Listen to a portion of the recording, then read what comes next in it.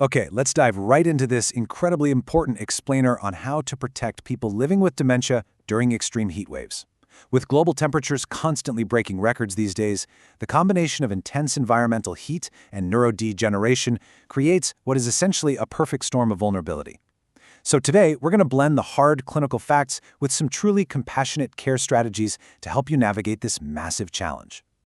To kick things off, we really have to stop and ask ourselves a pretty profound question. How dangerous is extreme heat when a person's brain can literally no longer recognize, process, or communicate that their body is in crisis?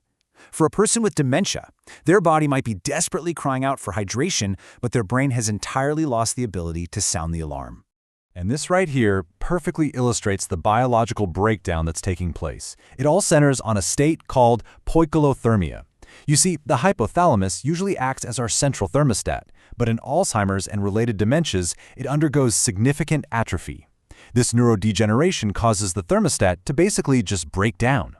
So the individual's internal temperature just starts drifting toward the temperature of the room around them. They completely lose the ability to regulate their own body heat.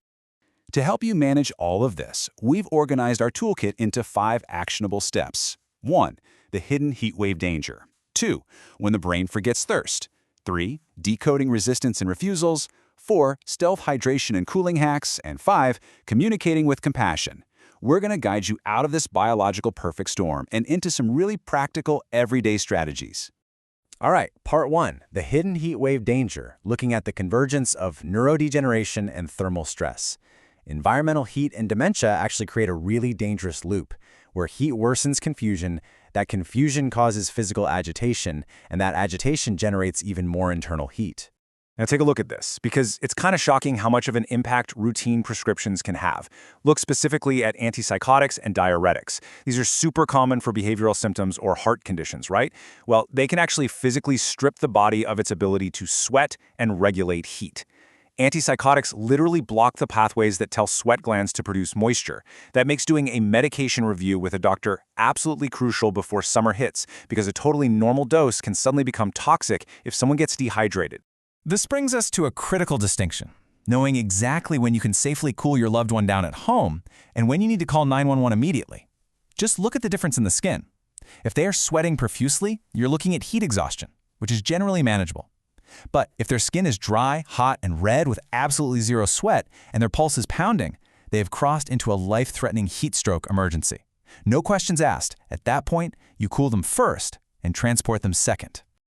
Moving to Section 2, when the brain forgets thirst. This is where you have to become a clinical detective to spot dehydration long before it turns into an emergency. Because those traditional thirst cues are completely gone, and because the person might look at a glass of water and literally not recognize it as a source of relief, you have to rely on subtle physical clues. Look for things like a sticky mouth or skin tenting, which is when you gently pinch the skin on their hand and it just stays peaked instead of snapping back. And definitely watch for a sudden drop in cognitive function. Even mild dehydration can cause a 10% drop in cognition, making them look suddenly vacant. Section 3. Decoding resistance and refusals, or reframing the elephant in the room. Let's tackle what happens when your loved one aggressively fights you on drinking water or cooling down. Understanding the difference on this slide is an absolute game changer for caregivers. You have to realize that what looks like stubborn refusal is almost always a cognitive reluctance. It's not them just being difficult on purpose.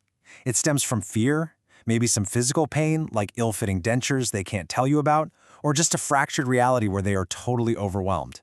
Once you realize that this resistance is just a symptom of the disease, it really helps strip away your own guilt and frustration.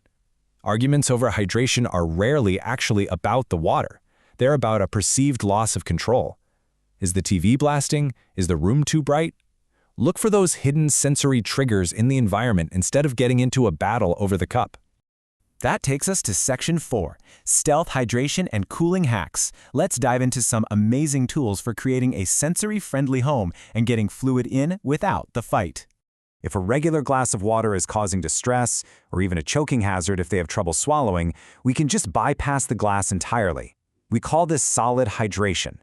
By offering high-moisture foods like watermelon, cucumber, or jelly, you're giving them a dignified treat instead of forcing them to take what feels like medicine. It's completely stealthy. And modern innovation in geriatric care is coming up with some brilliant solutions too. Check out Jelly Drops. They're these bioengineered, sugar-free candies that are literally 95% water. They leverage the patient's lingering preference for bright colors and sweet things, keeping them hydrated even if they've completely lost the coordination needed to hold a cup. As for cooling the actual house, you have to remember that loud AC units or aggressive noisy fans can cause intense sensory overload. You want to engineer what we call a thermally silent sanctuary. Use blackout curtains to block the sun, swap out those loud fans for non-electric gel cooling pads on their favorite chair, and stick to gentle passive cooling like a tepid washcloth on the wrists. Simple adaptive tech is also huge here. Things like nosy cups, which have a little cutout for the nose so the person doesn't have to tilt their head back, can completely prevent choking. And if they have visual spatial issues, just using a bright red or blue cup gives a high contrast against the table, so the drink doesn't just visually disappear into the background. All right, our final section, number 5, communicating with compassion. Let's look at how we preserve dignity and protect that precious caregiver bond. The art of the this or that choice is a seriously powerful trick. If you ask an open-ended question like, "Do you want a drink?" you are basically inviting them to say no. Instead, give them a binary choice. Would you like cold apple juice or chilled watermelon? It gives them agency and it instantly shifts their brain out of refusal mode and into selection mode. Now, this concept right here is absolutely vital. If a patient is insisting on standing outside in the sweltering heat because they think they need to pick up their grown children from school, fighting them with the literal truth is only going to cause massive distress. Instead, use a compassionate deception, a therapeutic lie. Tell them the school called, the kids are running a bit late, so let's go have a cold drink inside while we wait. You're protecting their emotional state while keeping them physically safe. Of course, we also have to recognize that caregiver burnout is incredibly real. So we use something called the triple column technique. When you feel that negative thought popping up, like, "They're doing this to annoy me," recognize that you are personalizing a symptom of the disease. Swap it for an adaptive thought and take a strategic timeout. Step away for 10 minutes. Because of how dementia affects short-term memory, a lot of times you'll walk back into a completely fresh start. Ultimately, protecting someone with dementia during a heat wave is this intense balance of clinical vigilance and deep, deep empathy. So as we wrap up, I want to leave you with this.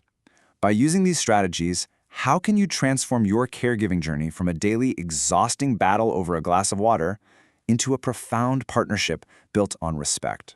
Keep learning, keep adapting, and please, stay cool out there.